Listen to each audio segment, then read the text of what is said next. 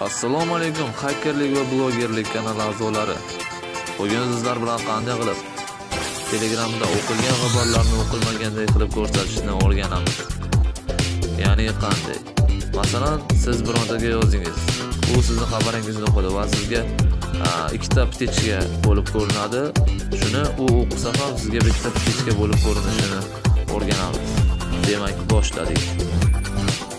Mana sizlar uchun mana bu 34 degan profildan mana bu London degan profilimizga yozib ko'ramiz. Demak, boshladik.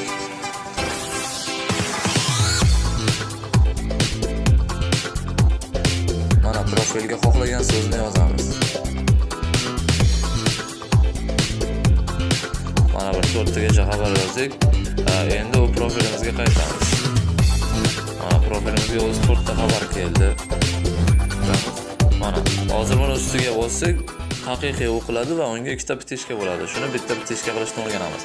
Buning uchun yozgan kishini ustiga bosib turamiz va mana bu chakkaga 3 ta nuqta bor. Shuni bosamiz. Va mana bu yerga chat ko'rinishi degan tugma bor. Ana shu yerga bosamiz. Va mana ochildi. Nima yozganligi ana shu yerda hammasini ko'rishingiz mumkin. Keyin bitta yana nazarga qaytasiz, yana turaveradi.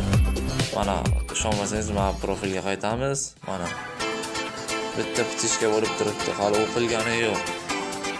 Endi haqiqiy o'qib ko'ramiz, ustiga bosamiz, mana ochildi.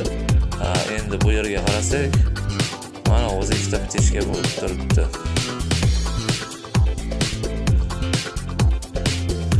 Mana sizlar bilan hakerlik va blogerlik kanali admini bo'ldi. Video yoqqan bo'lsa like bosing va kanalimizga obuna bo'lishni unutmang. Xayr, sog' salomat bo'ling.